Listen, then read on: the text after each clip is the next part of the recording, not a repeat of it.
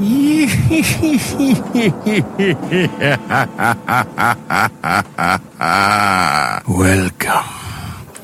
to Biff's Mystery Theater. I have many tales to tell you. Ghost stories, murder stories, and tales that will make your bones chill.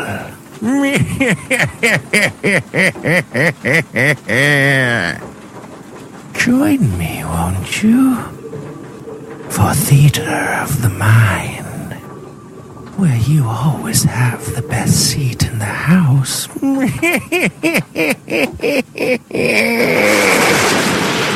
Now close your eyes and turn off the lights.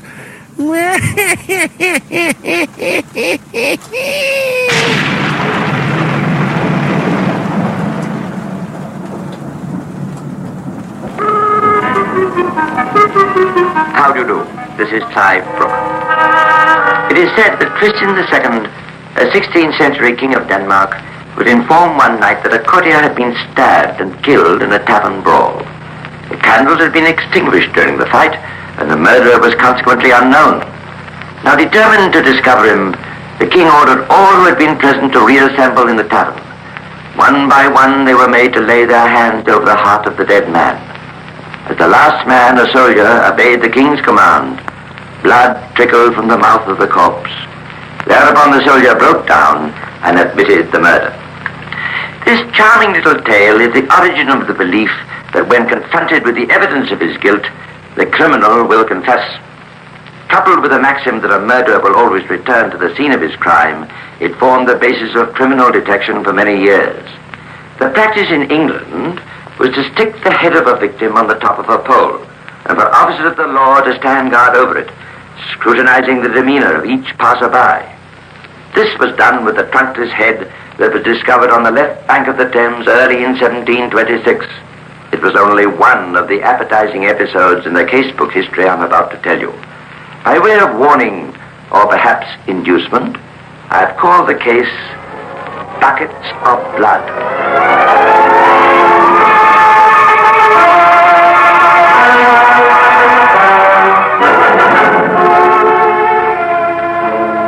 It was in the foggy dawn of a day early in 1726 that a night watchman at Horse Ferry, Westminster, left his post and walked a few steps down to the edge of the Thames. As he neared the water, he tripped over something and fell into the mud. Kneeling, he turned to see what the object was. What he saw made him rise to his feet with a cry. It was a human head. He took his ghastly discovery to another watchman, and together they went to the magistrate of the district, Mr. Justice Lambert. Well, you two, what is the meaning of disturbing me at this hour? I've not even breakfasted. Well, your lordship, it's like this. I'm a watchman. Yes, but get to the point, man. What have you got in that sack? Go on, Bill, show him. I found this in the mud near my hut, sir, this morning. Good heavens! Return it to the sack, man. I stumbled on it as I was walking down to the river. Return it to the sack, will you? There's mud dripping all over my carpet. I found this bucket just near where Bill found the head. Take it out of the house, man. There's blood on it. It's bound to drip. Oh, my beautiful carpet. All right, very good. Well, what's to be done, your worship? Soon, sir, the procedure is well and truly laid down. The head must be washed, the hair combed, and then this most ugly specimen shall be posted above St. Margaret's churchyard for all and sundry to see. Thus we shall perhaps discover the identity of this bodiless corpse. And now, sir, you may depart, leaving the evidence in the scullery, if you please. Oh, what an unconscionable hour to be shown such a hideous object. When the mud and blood had been washed away, it was seen that the head was that of a middle-aged man. But who he was or what he was, it was impossible to know. Crowds soon gathered about St. Margaret's churchyard to view the exhibit. And on the third day, a shopkeeper called Ashby, John Ashby, excitedly grasped his companion's arm. Rex, look. What is it, John? The head on the pole. Oh, I've already seen it. It's been up these past 3 days. But for sure, it's a man. Come with me, Rex. Oh, you don't mean to drag me through this. Come on. Yeah, well, on down. I can't see a thing. Well, now you've a close view, John. You satisfied? Yes, I am. Come on, Red. Look here, John, I refuse to be dragged about like this. Very good, then. You go to the Eagle Tavern. I'll meet you there at 2 o'clock. Now, where will you be until then? I shall be talking to Mrs. Catherine Hayes about that head up out there on the pole.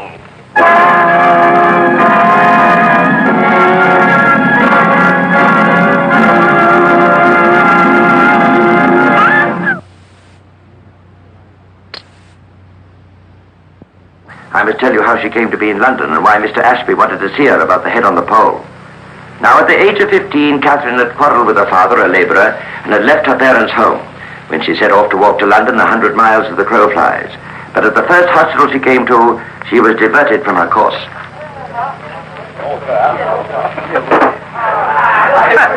Glad that you're a comely wench, eh? What they call you, my pretty one? Cat, so please you, sir. So please me, eh? Gad, but you please me greatly. Do you work here, Cass? No, sir. I'm on my way to London. London City is no place for you, my lovely. Look about the room, lass. What do you see? A goodly lot of men, sir. Fine officers all, I'd say. Indeed we are, begad. His Majesty's truest and most loyal soldiers, what? And we've all got a good eye for a woman, Cass. A woman like you, fine complexion, heavenly figure. How old are you, by the way? 15, sir. But older than my years. I'll wager you are. You've had a fine life with us, Cass, in our camp, you know. We've quarters at Great Ombersley. We're on our way there now. But that is in Worcestershire, sir. I'm for London. You were for London, Cass, but now... it's a fine life with the King's officers, Cass. Oh, sir, you must not do that in so public a place. Oh! Are you still for London, eh, Cass? No, sir. I think I'm for His Majesty's officers, sir. But after 2 years, the officers became tired of Cass's company, and she was advised to leave the barracks. Her next stop was in the county of Warwickshire, where she became servant to a farmer called Hayes. The farmer had a son, and Cass at 17 was extremely attractive. Thus it came about that the elder Hayes soon found cause to have a serious talk with his son. Oh, come in, Arthur. I want to speak to you. It's about Catherine, isn't it, Dad? Yeah, you always were an honest lad. Yes, it's about Cass. She's only been with us a month, and people are already whispering about you and her. Let 'em whisper. I was planning to tell you anyway. Cass and I are married. What? How can you be? This is a joke. Some prank of yours. No prank, Dad. We married secretly in Worcester last week. We're very much in love, Dad. I hope you won't do anything to make unpleasantness. Married to a mere scat of a serving girl? Whatever you may say, you shan't alter my feelings. You'll both leave this house tomorrow. I never want to see either of you again. I'd hope you'd welcome Wretch, how dare you hope for anything after such action? Out of my house, till you way out! Yes, Dad, I heard. But the next morning, Hayes Sr. repented a little and gave his son money on the condition that he and his wife should leave the district. He also granted him an allowance of £26 a year, no mean sum in those days. Cass refused to live anywhere but London, and as Arthur Hayes was at this time still anxious to grant his bride's every whim, to London they went. Arthur took a house and let apartments. He made money. He opened a chandler's shop and sold coal. He made more money. He started a pawnbroker's business. He made yet more money, but he was by no means happy. Cass, this cannot go on. What do you mean? It's the 3rd time this week that neighbours have come to me with their complaints about you. Robinson from number 20 has just been in here saying he'd murder you if you crossed his path again. I hope you punished him for speaking in such fashion of your wife. I'm tired of standing up for you, Cass. Is it true that you told his wife that you'd seen him with that woman in the park? Of course I told her. You know what I think of such things. And if we women did not stand together... Why must you be forever making trouble with my friends? John Ashby was in here only yesterday asking if it was you who spread the rumour that he couldn't pay his rent. Well, he can't, you know it. And who are you to tell everyone about it? No one is perfect, you least of all. Do you think I don't know what happens in this house when I'm away on business? How dare you? Oh, don't deny it. Spare me that. Arthur, how can you? My husband. You know I love you more than anyone or anything. We leave here on Tuesday, Cat. You're ruining my trade and my reputation in the neighborhood. I've taken a house in Tyburn Road. We'll make a fresh start there. But the change of environment did not alter Catherine's nature. She still made trouble for her husband. She still was unfaithful to him when his back was turned. However, Arthur, in spite of his unhappy home life, continued to prosper in his pawnbroker's business. He also let 3 rooms of his house as apartments. One of the lodgers was a young tailor called Thomas Billings. Catherine liked his looks, and he hers. by the way, he was young enough to be her son. The mutual attraction led to a most severe quarrel between Arthur Hayes and his erring wife.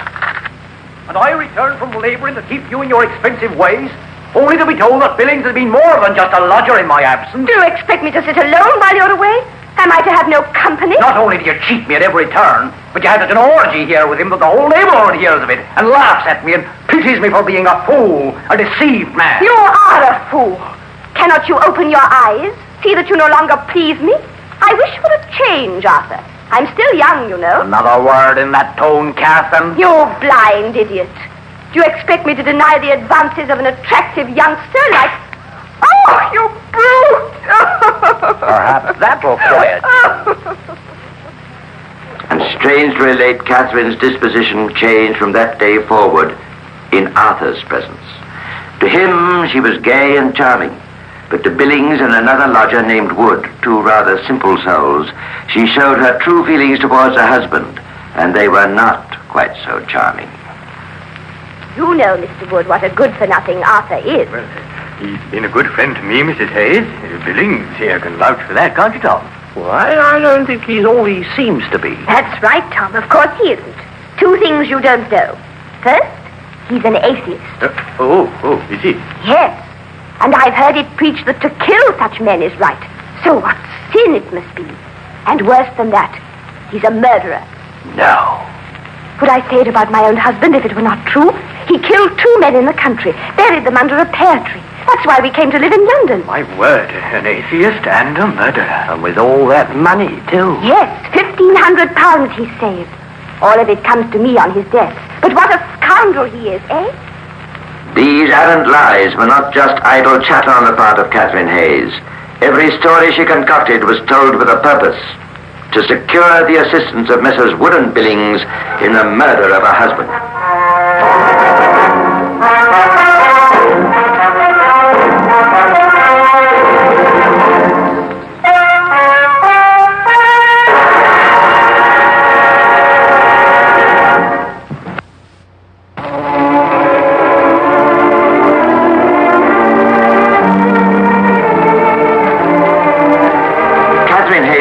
Nightly with her lodgers, Wood and Billings, on the best way to dispose of her husband.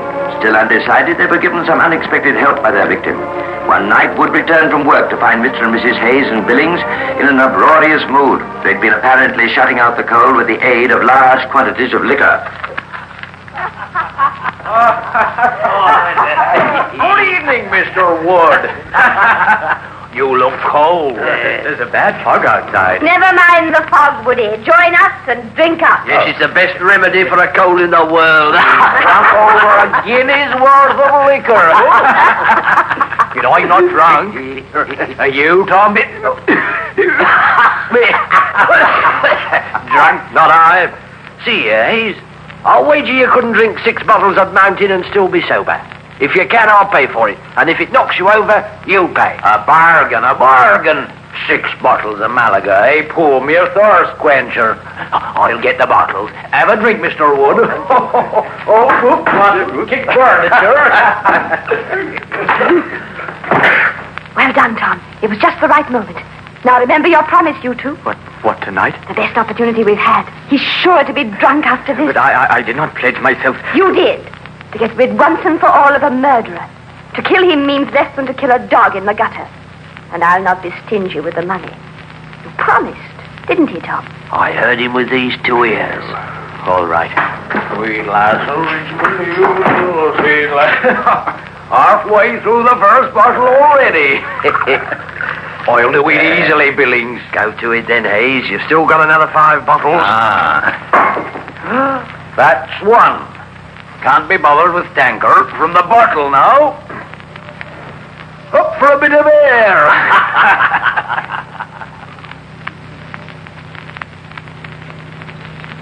Only a few more.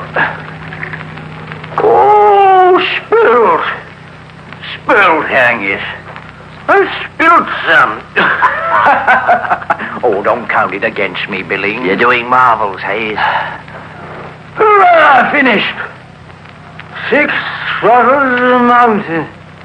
And you pay. Where am I? I'm Giddy. He's completely insensible. Carry him onto his bed. Take the legs, Billings. I've got the shoulders. Heavy with all that wine in him, huh? There, you lead the way. Lay him on the bed. I'll fetch the hatchet.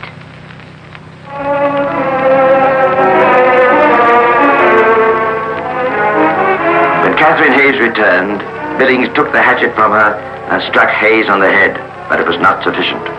So Wood snatched the hatchet from Billings and dealt the victim 2 more blows.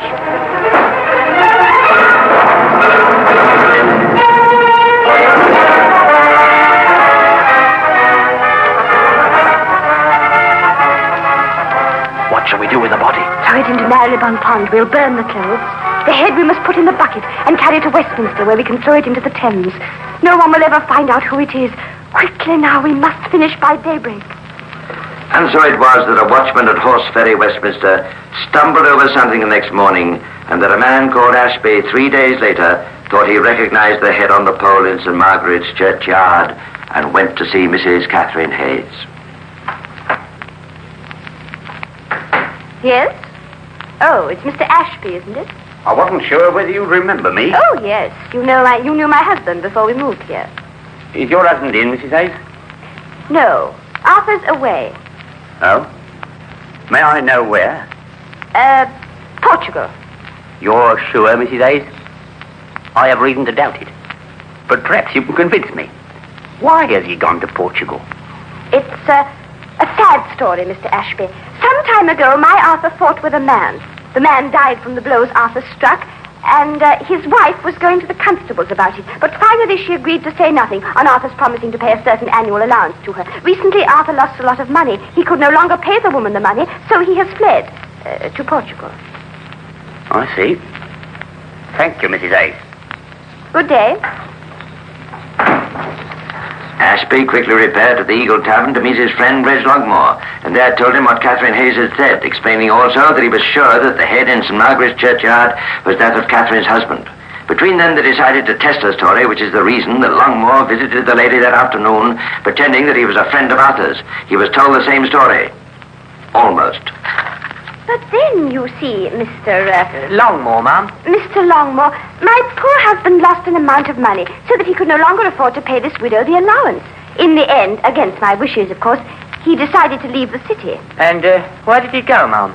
Oh, I wouldn't tell anyone, you understand, but I would like to make contact with him, if possible. North of London, sir. He gave me no more exact address, but I think he is in Hertfordshire County. Oh, indeed. Well, thank you, Mrs. Hayes. You've been most helpful. And she never mentioned Portugal once? No, not once. Oh, she was not quite certain, but she thought he was in Hertfordshire. I think you're right about this affair, John. Well, I'm sure of it. Something else has happened since I saw you to confirm me in my suspicions. Oh? I went to see a rogue called Billings after you left me. He's a tailor and lodges in Arthur Hayes' house. I asked him if he'd seen the head in St. Margaret's churchyard. Well, go on. He said he hadn't, whereupon I disclosed that I was sure it was his landlord's. And you know what was his reply? He cried, "Nonsense. How could the head be his? I left him well in bed when I came to work this morning." John, we can go no further in the matter, for we cannot take the law into our own hands. Justice Lambert's the man for us. You speak truth, Reg, though I'm determined to be there when they make the arrest. On being told the story, Mr. Justice Lambert decided that there was a prima facie case against Catherine Hayes, and that he would attend to the arrest himself. Summoning the assistance of 2 officers of the Life Guards, and followed by Ashby and Longmore, he appeared at Mrs. Hayes' lodgings at 9 o'clock that night. With no ceremony, they walked upstairs to a room. Open in the name of the law. Who's there? Open in the name of the law. As soon as I have put up his clothes. Hurry then, madam. Officer, have you the casket I gave you as we set out? Yes, your worship, I have it here. It shall perhaps be required before this episode is through. Now, madam, are you prepared? What do you want? Officers, seize her. Look, there's Billings sitting on her bed. Thomas Billings, eh? I have a warrant for your arrest also. Make up another of your stories, Billings. Billings has been mending his stockings. His eyesight must be extremely good then, seeing that there is neither fire nor candle in the room. Why are we being arrested? Officer, give me that box. Here you are, your worship. Lift out its grisly contents. There, madam. Do you not recognize this? Oh, It is my dear husband. Here now, wife. That's better. In my arms like this instead of that box. I must have a lock of his hair. Oh. She's fainted. She has perhaps seen too much of his blood already.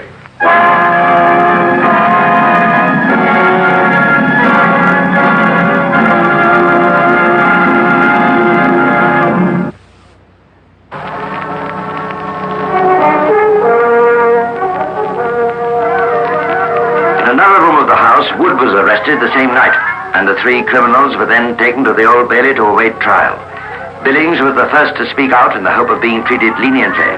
On his advice, Marylebone Pond was dragged, and the remaining limbs of Arthur Hayes were discovered. Wood then confessed also, but in spite of the whole ghastly crime being disclosed, Catherine Hayes maintained her innocence. Catherine Hayes, your companions Wood and Billings have confessed to the murder of your husband, Arthur Hayes, and have pleaded guilty in the forthcoming trial. As examining magistrate, it is my duty to inform you that unless you alter your plea of not guilty, you will have to make a defense, for which, in due course, you will be provided counsel.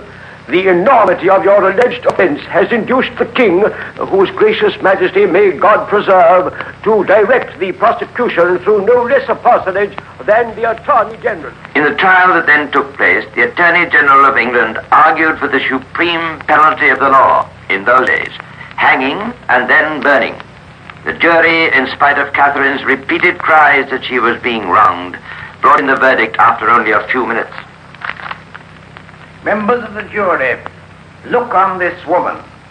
Do you find her guilty or not guilty of the foul crime with which she is charged? We find her guilty. My lord! The female prisoner at the bar may speak. You have found me guilty, but I did not strike the fatal blow. Billings and Woody have admitted to that themselves. If I must suffer hanging, surely in view of their confession, I may escape burning. The request of the prisoner is denied. Catherine Hayes, you have been found guilty, by just process of law, of a most foul and heinous crime. To be burnt after hanging was a fate reserved for women. Men were hanged and then suspended by chains near the scene of the crime. Although Catherine's second assistant, Wood, cheated the gallows by dying in Newgate the day before his appointed execution, the corpse of Thomas Billings was duly strung up near Marylebone Pond, where the remains of Arthur Hayes had been discovered. As to the chief instigator of the crime, her end was almost more horrible than that of her victim. On May the 9th, 1726, the crowd about Tyburn, in spite of the layer of snow on the ground, was so great that only a few could see the gallows.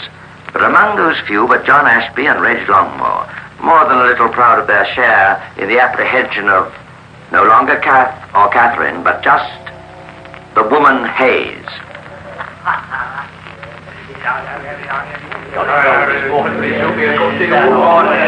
Here she comes, Reg.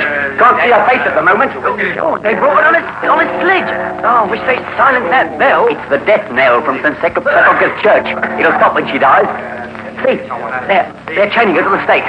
First they'll strangle her, and then light the faggots. She looks calm. They've got the rope round her neck. Any moment now. She's up! Look, they lit the fire too soon. John, I can't see. They lit the fire too soon. The hangman ain't hands first and has to let the rope go. She's trying to kick the faggots away. He's been burnt alive!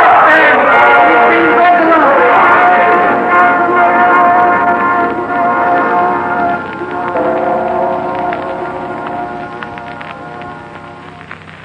It is strange, perhaps, that fate should reserve such a death for such a woman. In any case, that was the macabre finale to the history of Catherine Hayes. Don't be too horrified by this story. It took place a long time ago, when it was much more difficult to keep a good head on your shoulders.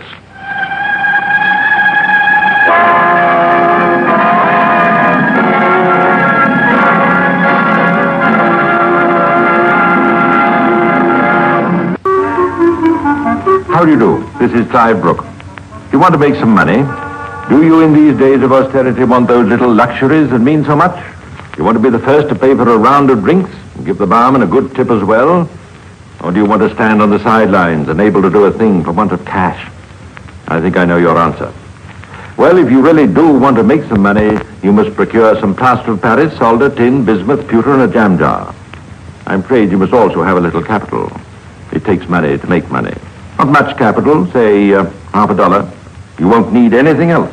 Go ahead and make as much money as you need for the day. That's good, don't you think?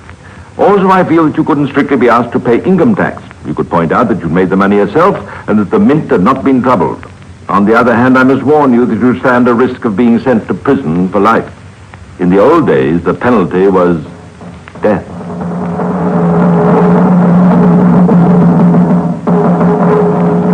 Hear ye! On this 5th day of July, in the year of our Lord 1721, at Taiwan, Barbara Spencer, apprehended in the gross and treasonable offense of falsely and secretly manufacturing shilling pieces in great number, to be strangled unto death, and then burnt at the stake. Hear ye! Hear ye! Yes, Barbara Spencer in 1721 was the first person ever executed for counterfeiting. By the way, perhaps you'll be surprised to hear there's hardly one counterfeiting case in police records in which a woman is not involved. Isn't that so, Inspector? That's right, Mr. Brooke. Women always seem to be chosen as agents for the coiners. Ah, yes, agents. Perhaps I should explain to listeners that fake money usually goes through 4 stages in its criminal career. Firstly, it is coined by its maker. The coiner gives it to his agent or go-between. She, for it's generally a she, sells it to the buyer, and he in turn employs a 4th person to pass the coin off as currency. Coiner, agent, buyer, and passer. In legal phraseology, the passer is the one who utters the counterfeit. Uttering in this connection meaning to use as currency a forged or altered instrument or coin, knowing it to be forged. The passer very rarely knows who the coiner of the fake money is.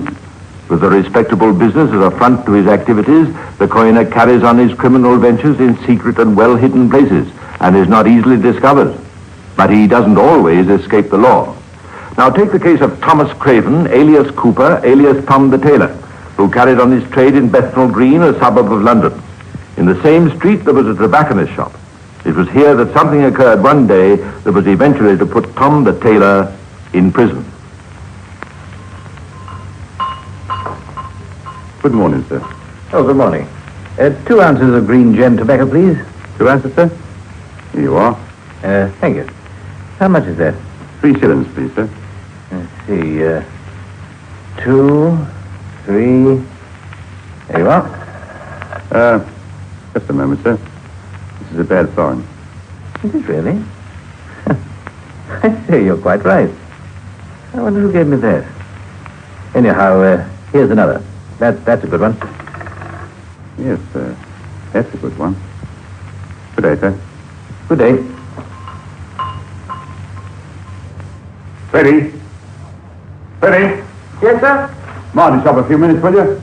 A bloke's just tried to pass off a dead coin on me for the 2nd time this week. This time I'm going to follow him. And I'll tell the whole story to the first police I see. Oh, no. Good luck, sir.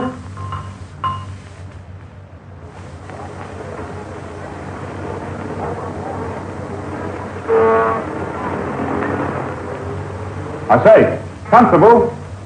Yes, sir? My name's Black.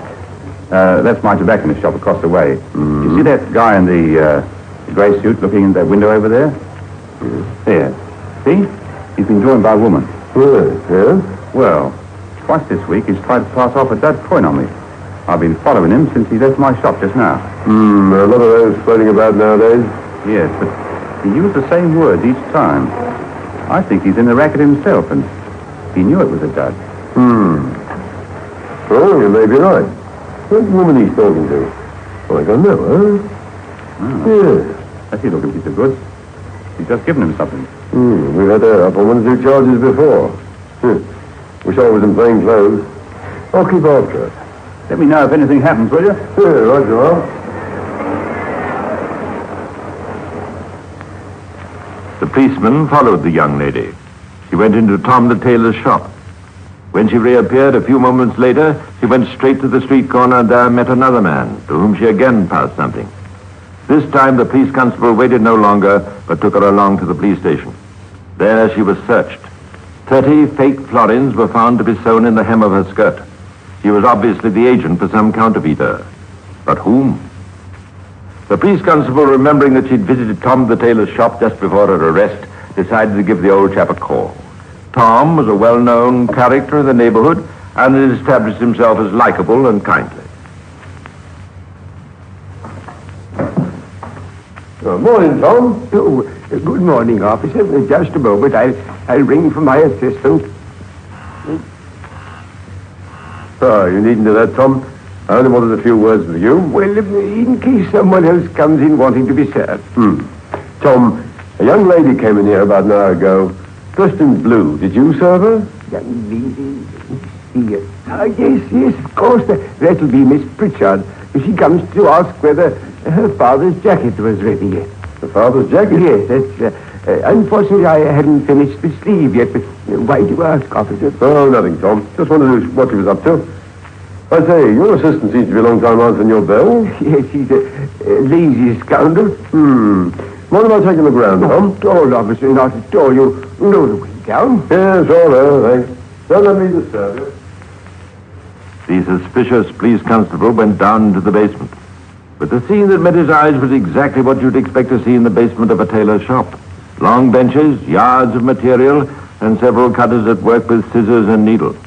But the constable wasn't satisfied, but he was sure there was something going on in the shop. He turned the matter over and over in his mind, until suddenly he jumped on what he knew must be the answer. The next day he paid another visit to Tom the tailor. Morning, Tom. Oh, good morning, officer. One moment, Oh, Tom, you won't ring. It's just what I don't want you to do. You don't mind, do you? Well, why? I just want to ring for my assistant, officer, in case some other customer comes in and there's no one to serve. Are you positive that's the reason you want to ring, Tom? What other reason could there be, officer? That's just what I'm going to find out.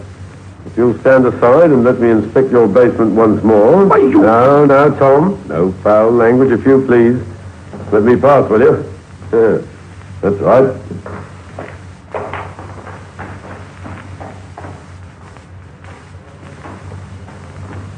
All right, you fellas. Don't try anything on. You're caught red-handed. Blimey, the police. I never heard the bell. No, you didn't hear the bell. I'm afraid I prevented old Tom from ringing it. He tricked me that way yesterday. Got a set up yours down here. Furnishing board, plaster of Paris, silver solution, lamp black, batter racks. One might almost think his gentlemen have been doing some coining. All right, I suggest you all come quietly. I've got 3 other men waiting for you outside, so up the stairs in quick time, please.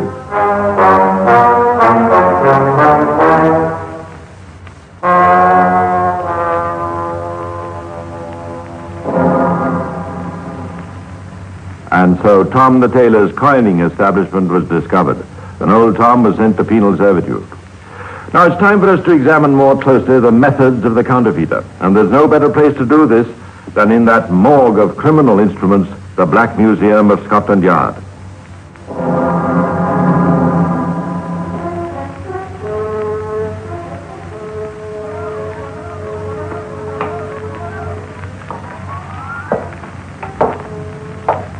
This might interest you, Mr. Brooks. One of the earliest counterfeit coins.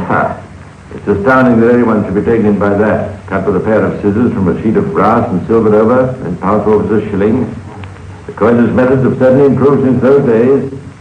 These coins in the next case, they're practically perfect. They are perfect. I know, don't tell me. They're pattern pieces. That's right, sir. A pattern piece. In other words, a genuine piece of money from which the coiner takes his cast in plaster of Paris. So you see, you do have to have money to make money. And into that cast he pours whatever metal he uses. Solder, tin, bismuth, and of course, most of all, pewter. Yes, you may be surprised to know that the best foundation for a counterfeit coin is obtained from pewter beer mugs. In fact, whenever the theft of pewter pots is traced, it's 10 to 1 that the thief is in league with the coiners. A certain publican in Whitechapel, London, will vouch for that.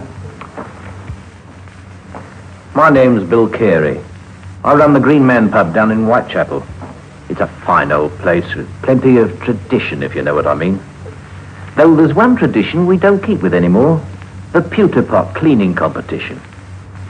You see, in the old days, George, the potman at the King's Head pub across the way, used to come over to the Green Man once a year, and we used to see who could clean the largest number of pewter pots in an hour.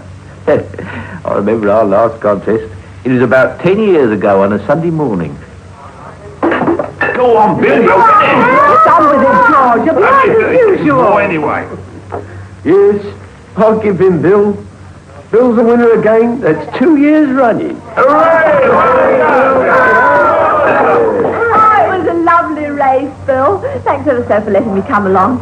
My, you two are certainly quick with your hands. Yeah, blimey, is that the right time? I must get back to King's Head. The boss will be furious. Oh, cheerio all. Bye, George. See you soon. We'll fix the date for the next contest. Yeah, rather. Cheerio. Well, we never did have any more contests. When the missus and me comes to count the pots that night, as we always did after a big day, we found there were a dozen missing. That was bad enough. Well, what was even worse was the number of phony 2-shilling pieces and half-crowns we took over the counter for weeks to come.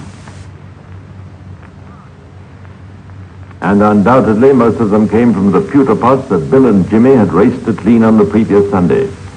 The pewter would be melted, poured into the mold taken from the pattern piece, the two sides of the cast being kept together by clamps of hoop iron to secure a firm impression, filed, edged, and continually checked to get as near as possible the weight of a true coin.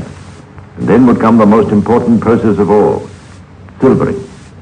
The process of silvering coins is very similar to that of plating knives, spoons, and forks. Into the vat is dipped what is called a battery rack. There's some over here, sir. Ah, yes, it's rather good specimen. Simply a long piece of thick wire bent into a series of twists and turns in order to hold about a dozen coins at a time, and made in such a way that no coin is touched by the wire in more than 3 places, and all on the edge. These are well made. Whom did they belong to? Sidney Atway, sir, the master coiner of Fulham. Ah, yes, he did everything conscientiously. We might do far worse than study his methods, don't you think? We have a full case of his belongings over here. Good. Let's get acquainted with Mr. Sidney Atway, the conscientious coiner.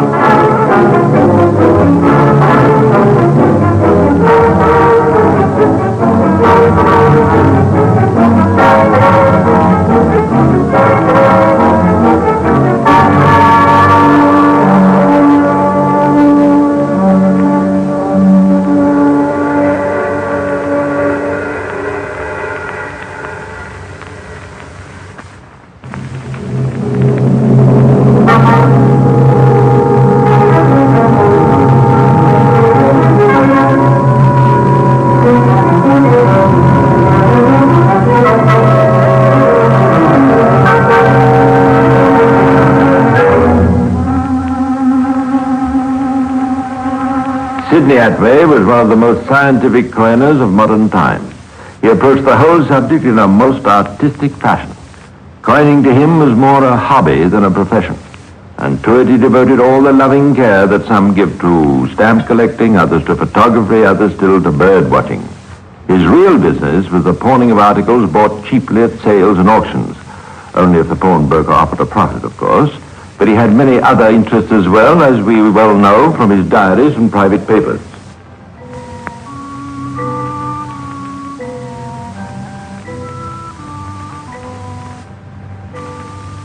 Went to a cookery lecture today. An attractive young lady gave us a complicated recipe for old English trifles. I found an address book of all the English taverns in Paris. The following shops are those at which furniture may be had on hire. Prescriptions. 1, for removing surplus hair from the back of the neck. 2, the right treatment for headaches. 3, the proper ingredients for making a highly satisfactory mustard plaster. And 4, a certain cure for sluggish liver. But it was from a brooch pinned to the lapel of his wife's coat that gave Sidney Atway the idea to start the activities for which he is famous. It was Coronation year in London, and Mrs. Atway had stopped on her way home from shopping to buy one of those souvenir brooches that everyone was wearing that year.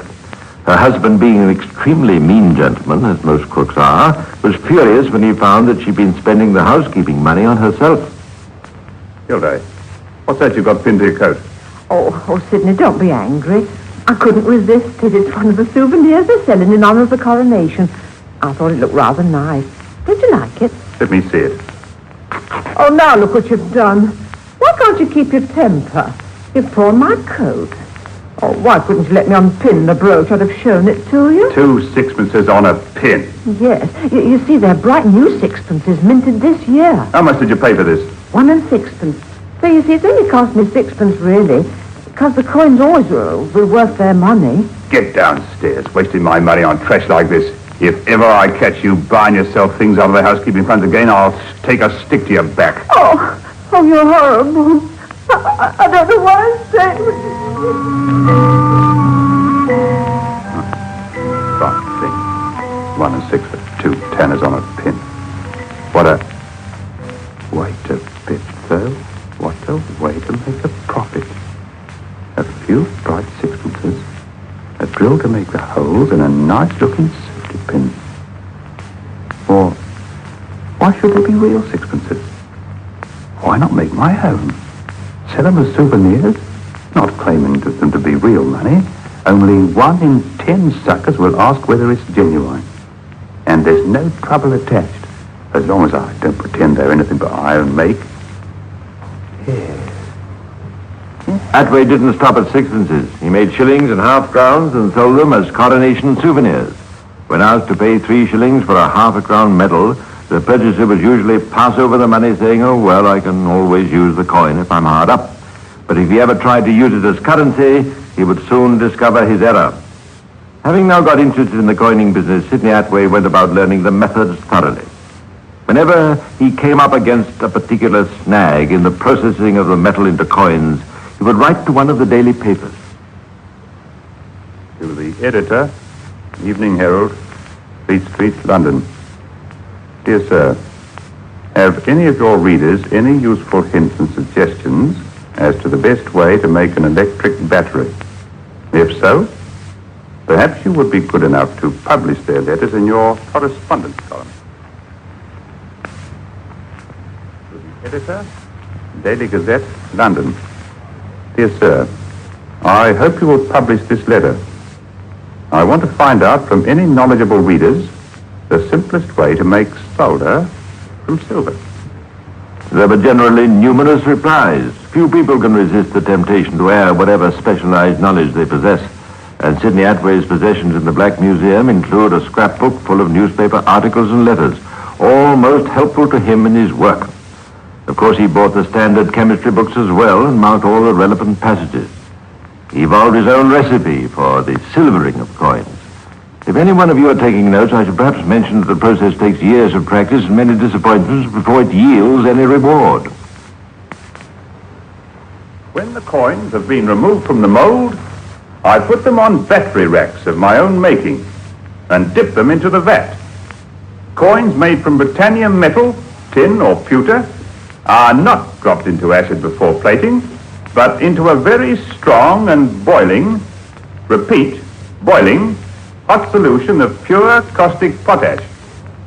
I then scratch the coins with a small brush made specially for this purpose, and then plunge them straight into cyanide of silver solution at about 190 degrees Fahrenheit.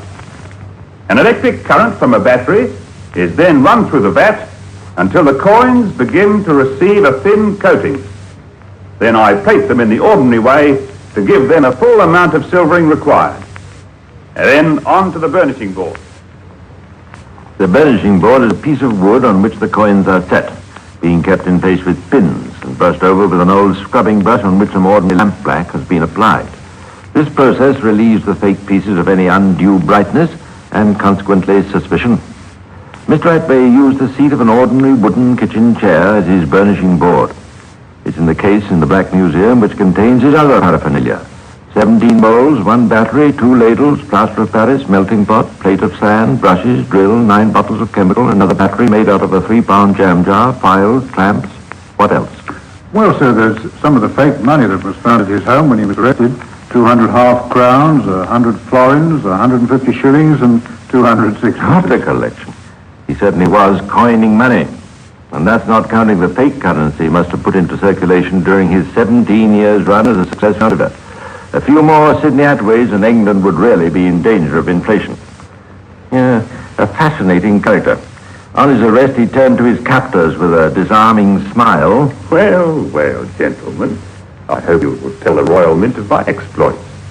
They should consider my career as a great compliment to themselves. After all, is not imitation the sincerest form of flattery?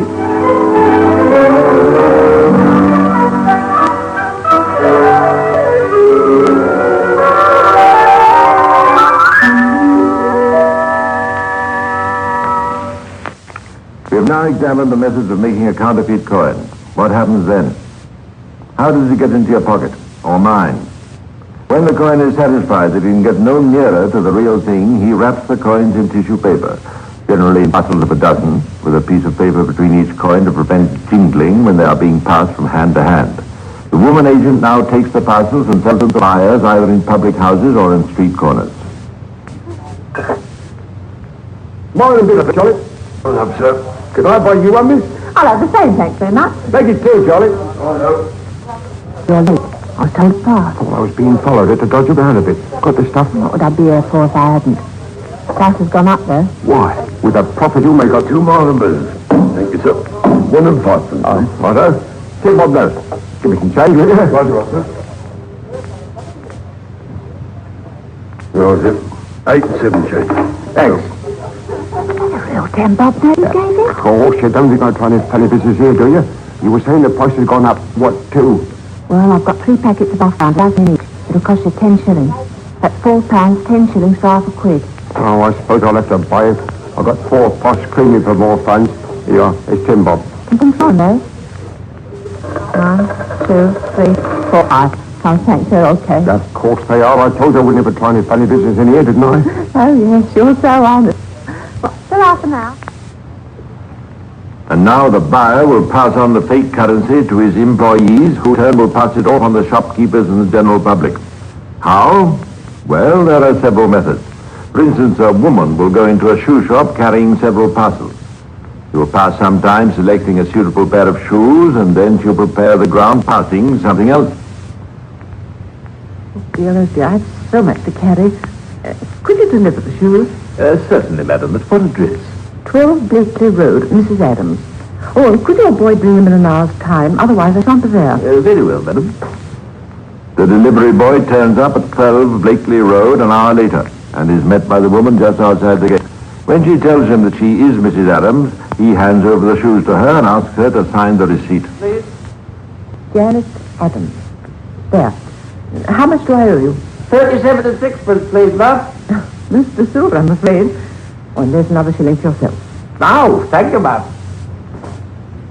Only when the delivery boy hands the money over to his employer do they realize that he has been given 5 or 6 false half-crowns in the cash. And, of course, there is no Mrs. Adams living at the address. After all, let's admit that we are not as careful as we should be about the money we handle. And the opportunities for a swindler to pass off his counterfeits must be extremely numerous. Perhaps you're one of those who make it a rule always to count your change. But how many times do you inspect each coin to make sure that it's a genuine article? Not very often. Sometimes there is no apparent cause to inspect your change, as in the following incident, which occurs in various shapes and forms about once a day in different parts of the country, generally in public houses and quite often in the cocktail bars of expensive West End hotels.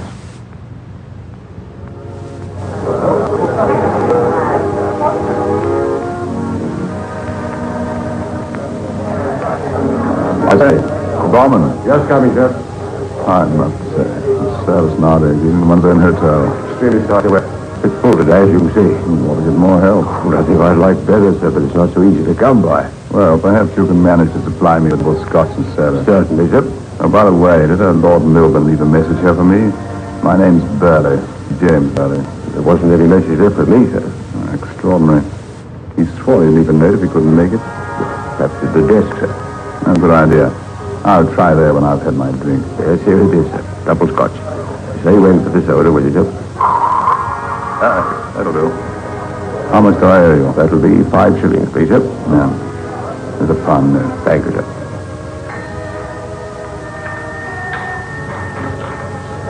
15 shillings change. Okay, Arthur? Oh, I say, you've given me all silver. Makes my pocket so heavy. Haven't you a 10 shilling note? Oh, yes, sorry, sir. There you are, sir. Ah, there's 10 shillings of your silver back. Oh, and buy yourself a drink with this. Oh, thank you very much, sir. Did you spot the passing? I expect so. You were listening for it. In changing the 10 shillings worth of silver for a note, the fictitious Sir James had substituted a few fake florins and shillings for the real ones.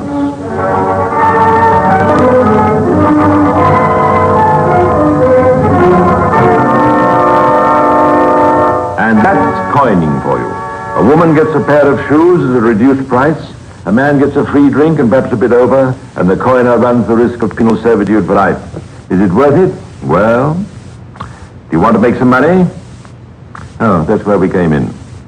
By the way, the simplest and most effective way to detect a fake coin is to bite it.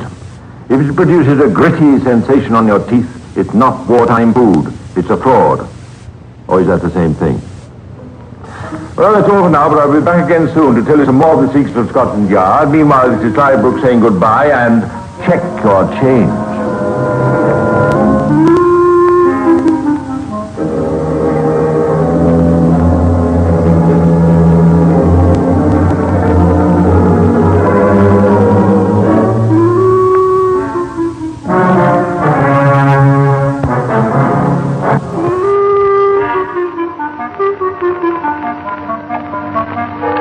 How do you do?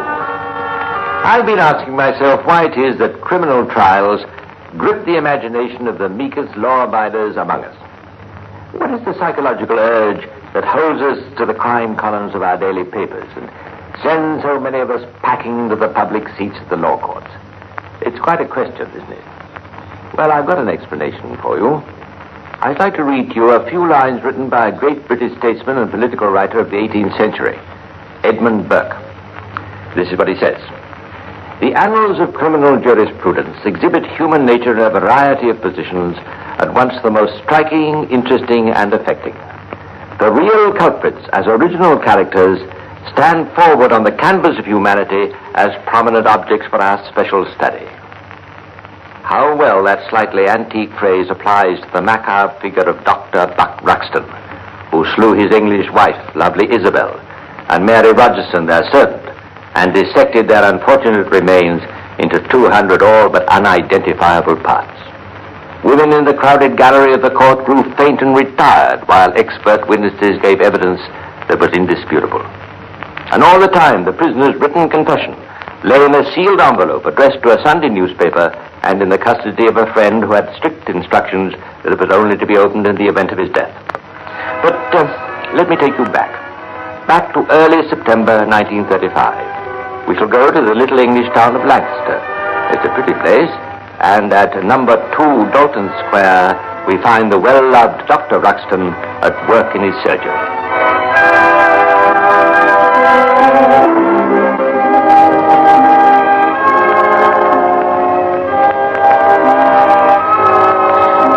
Do you think the little chap will be all right now, Doctor? He will be all right, Mrs. Davis. It was quite a simple operation, you know. But if he should be a little fretful when the anesthetic wears off, just give him one of these tablets crushed up in water. Oh, thank you, Doctor. You're so kind. Now you run along and look after yourself and try to get a good night's rest. And keep the little lad quiet, won't you? Oh, of course.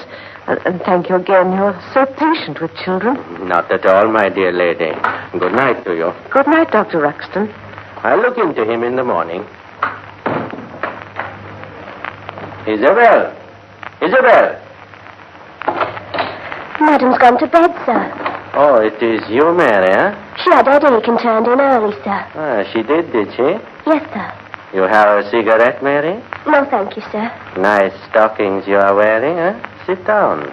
No, thank you, sir. I'd rather stand. My wife went out this evening, didn't she? Yes. Where did she go? She went round to the dispenser for the children's medicine. You are lying, aren't you, Mary, eh? I'm sure I don't know what you mean, sir. She has got a lover, hasn't she? And that is where she went this evening, to see him, eh? Why don't you be frank? I know all about it. I'm sure you're wrong, sir. How old are you, my dear?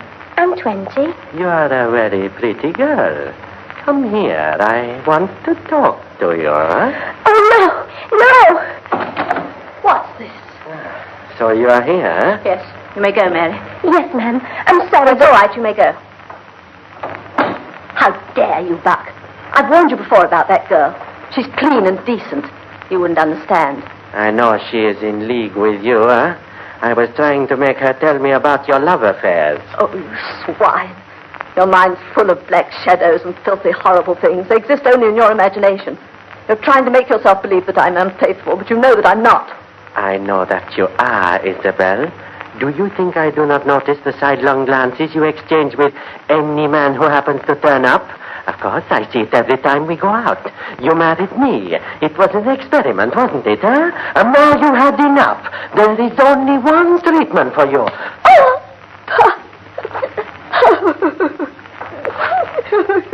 Isabel. Speak to me, Isabel. I am sorry. I am not fit to live. Please forgive me. Oh, of course, I forgive you, Buck.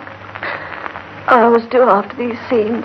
If only you would strike me or punish me for my wickedness, I love you so much. Mommy! The children are awake. I must go to them. The complex story of Ruxton's abnormal personality was never revealed during the trial. He had an inferiority kink, which he carried throughout his life, and did his poor, unfortunate wife suffer for it.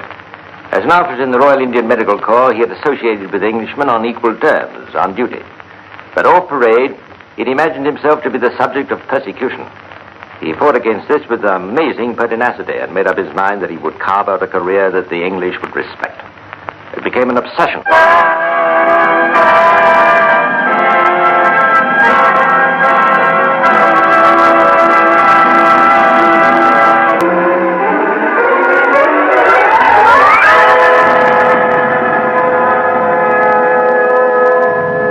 Back with me to number 2 Dalton Square, Lancaster, a few days later.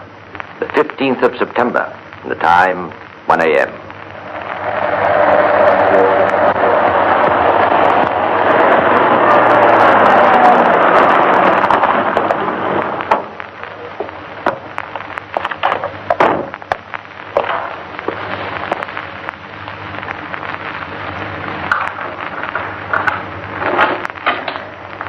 You, ma'am?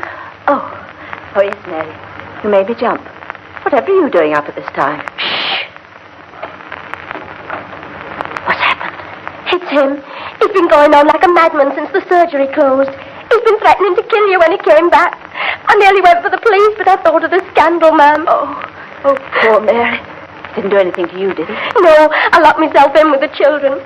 I'd have run away if it hadn't been for them. And you? Oh, my poor child. You must leave here in the morning. It isn't a fit place for you. Give me your hand. You're trembling. I'm not really afraid. It was the look in his eyes. There, you should sleep with me. The children are all right, are they? Yes, I've locked them in. Here's the key. Oh, this is dreadful. I don't know what to do. If only I didn't love him. I've tried to be a good wife to him. You've given him 3 lovely children.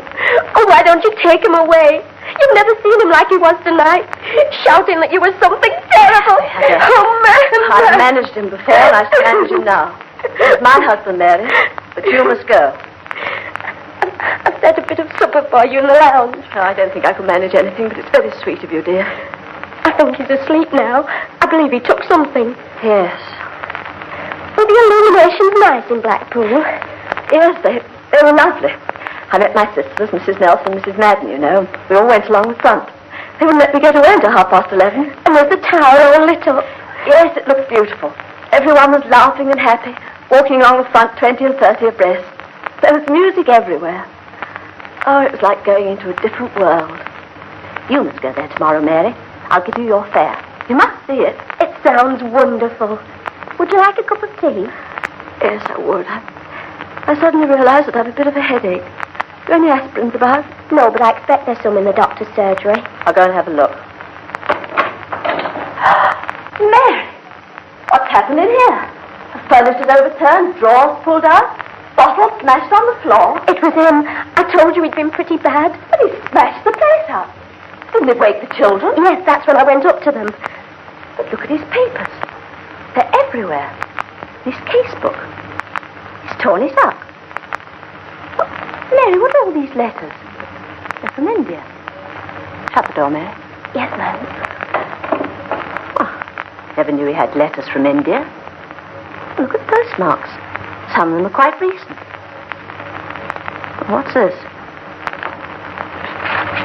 My ever dearest darling, I treasure any letter of yours, my dear, like jewels and pearls. Keep them under lock and key. People over here talk that you are leading a gay life in England. But I have complete confidence in you, and I know that you will keep your word to me.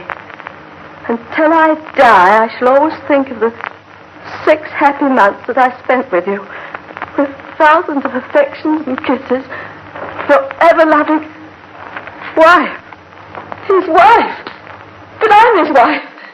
Oh, no. No. Oh, Ma'am. Daddy. Love letters, all of them, from his wife in India. Oh, don't you realize what this means? I'm not married to him. He's a bigamist. And a terrorist. Oh, no. So you come back, you dirty, eh? You let me get my hands on you, eh? You're a devil, you're not a man. You're a devil. I know all about you. You've got a wife in India. You're not fit to live. Devil, am I, I'll kill you. I'll kill you. Oh! You've done it. I knew you'd do it. You killed her. She's dead. Come here, Mary Rogerson. I like you, but you seem too much. It is a shame, isn't it, Mary? You cannot get away. I've got you cornered. You could have made for the door, but it is too late. Do not cry. One little pain and it will be over, huh? I know where to use the knife. I'll make it quick for you, Mary.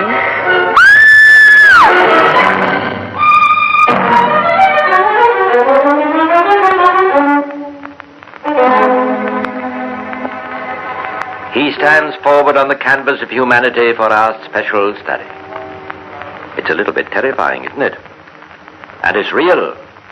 But don't you think that perhaps the study of such a man as Ruxton may have helped us to understand the awful possibilities of the human mind?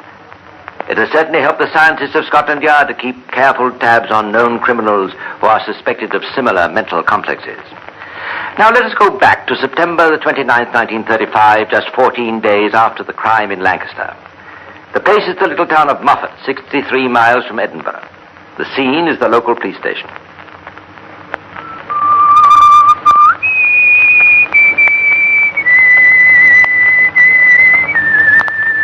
Very nice too, Sergeant, if I may say so. I was just looking in the book. I see old McGuire's reported the loss of his bull terrier.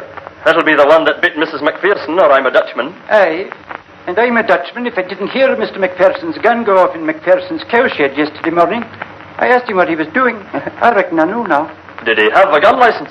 Aye. A pity. I'm rather partial to bull terriers.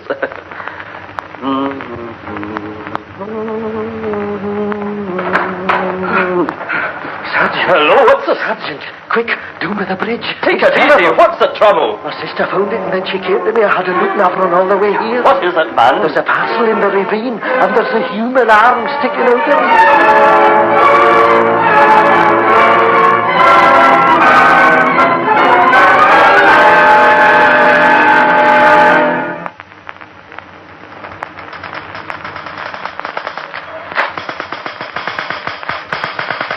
Scottish report for information CID just come in. Oh, let me see it. Thank you. Moffat, eh? 4 parcels containing human remains found in ravine on Edinburgh Carlisle Road. Stop. Remains consist of 2 heads. Good heavens. 2 legs, 2 arms, 2 hands, several large pieces of flesh, 4 or 5 large bones, and a number of smaller bones, portions of a human trunk, and the lower portions of 2 legs.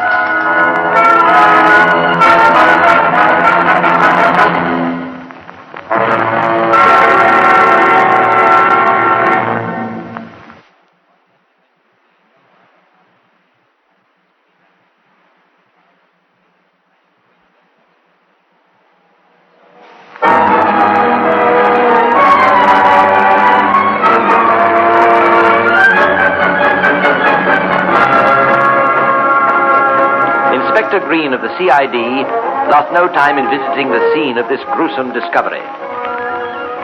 We've discovered 30 parcels so far, Inspector, and a dreadful job it's been. Yes, I'm sure it has. You're sending them straight off to Professor Glaister as they come in, I take it? That's right, sir. They're going straight up to the hospital in Edinburgh. I understand that the murderers made every effort to destroy all means of identifying his victim. They are hacked to pieces, sir. But I understand the remains are probably those of a man and a woman. A man and a woman, eh?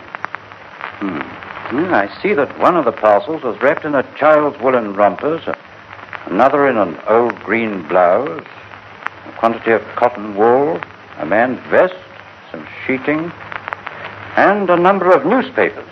They're not a lot of help, sir, but they do fix the date of the crime more or less. This Sunday one, you see, is dated September the 15th, so it couldn't have happened before then.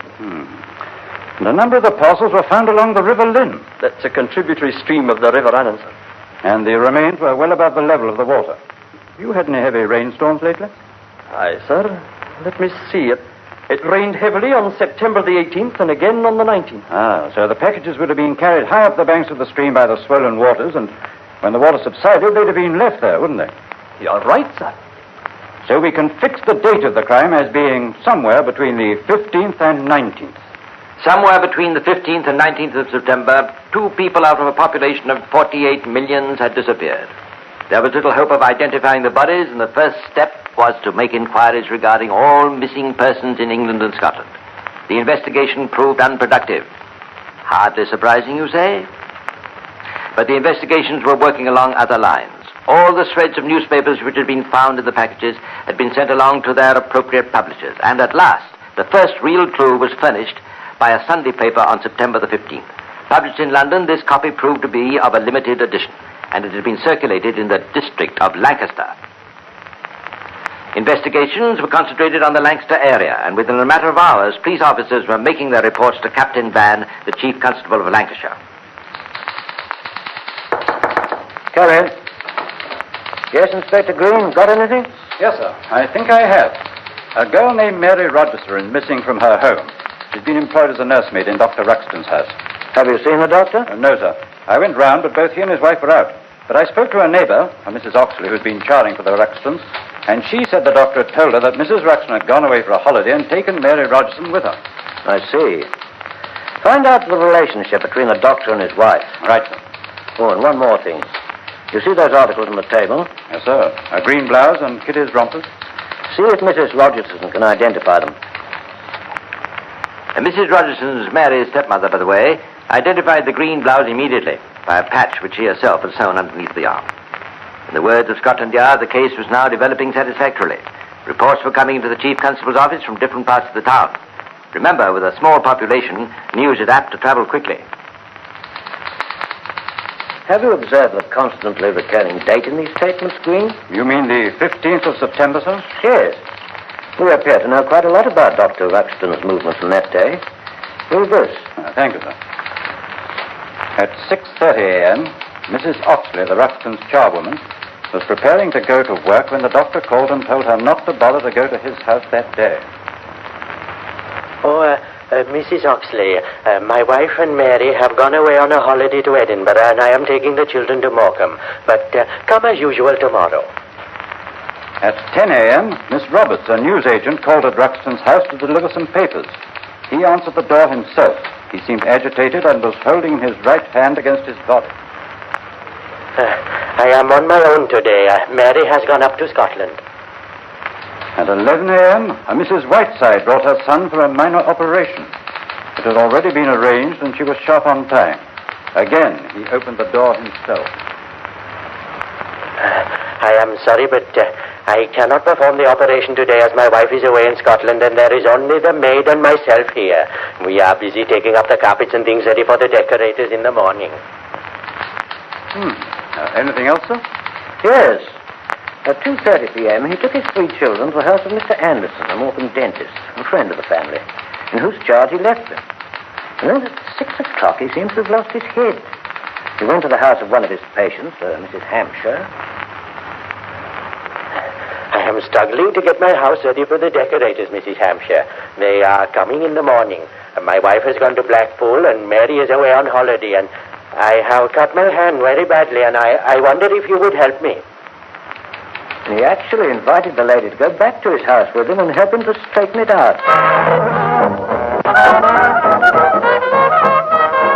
Inside the Ruxton house, the startled Mrs. Hampshire found chaos. The radio was blaring, stair carpets had been pulled up, straw was scattered everywhere, and plaster had been ripped from the walls. A supper meal laid in the lounge was untouched. Upstairs, doors were locked, and the bath was discolored a dirty yellow up to within a few inches of the top.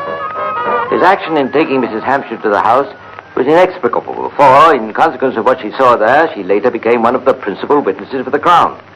Of course, he may have taken her there to save his reason. I personally should not have cared to enter such a house unescorted. Would you? Another point which amazed the police was Ruxton's visit to the chief constable.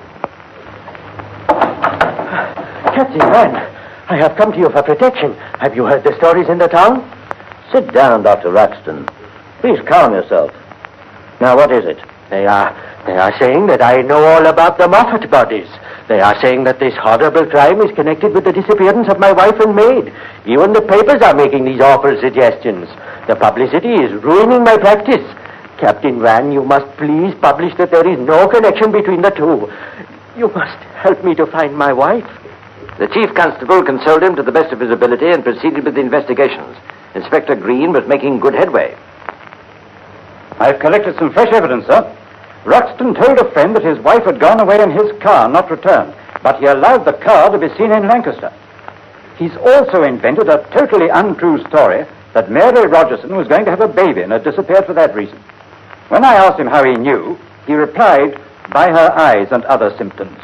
I'm certain he was lying, sir. The case for the public prosecutor was approaching completion. At the Crown Laboratory in Edinburgh, Dr. Glaister and a team of experts had assembled large parts of the two bodies. Artificial teeth were made and fitted to secure an indication of what the mouths had looked like in life. In all, 20 sets of 250 pictures were completed, and these included photographs taken from an overhead scaffolding after portions of the bodies had been assembled on the floor. By the 11th of October, Ruxton knew that he was a doomed man. He even approached Inspector Green.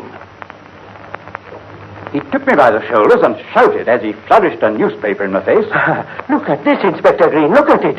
Why do they accuse me of the Moffat murder? Somebody will be putting a dead body on my doorstep soon, and I shall be accused of killing it. On the following day, October the 12th, 1935, the chief constable requested Ruxton to go to his office, saying that it was thought he could help in finding his wife and the maid. Dr. Buck Ruxton never returned from this visit. He was detained, and early on the morning of the 13th, he was charged with the murder of Mary Rogerson. There followed weekly remands until November the 5th. During this time, we were making a minute examination of the house in Dalton Square. The story of what had happened there was slowly unfolding. We completed our evidence with the discovery in a locked drawer of the letters from Ruxton's legal wife in India. Here, then, was the last link. On November the 5th, Ruxton was charged with the murder of his wife, Isabella Ruxton, and the maid, Miss Mary Rogerson.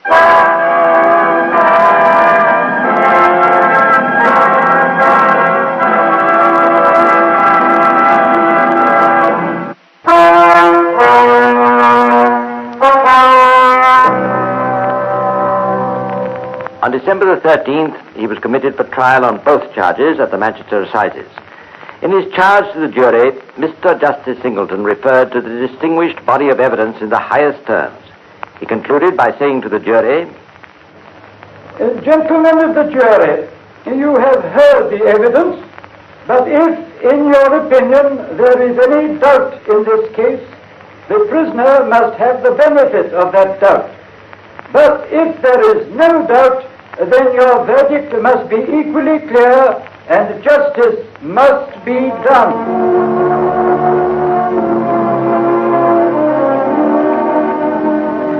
There was no doubt, and Ruxton was found guilty and sentenced to death on March the 13th, 1936.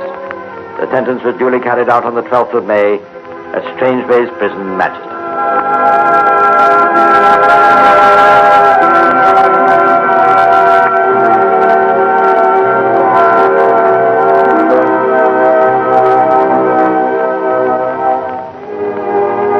And a little footnote in this case. Throughout the trial, Ruxton behaved like a rag doll. He wept and protested his innocence. At the moment the square piece of black cloth was placed on the head of Mr. Justice Singleton, he became still and composed. As the judge concluded the formal sentence, Ruxton, with upraised arm, gave him the salute of an Oriental warrior. Then, turning sharp left, he gave a similar salute to an astonished jury before warders handed him away. And the written confession in the sealed envelope? It was not published until several days after his execution. In it, all he said was, "I killed Mrs. Ruxton in a fit of temper. I thought she'd been with a man. Mary Rogerson was present at the time. I had to kill her."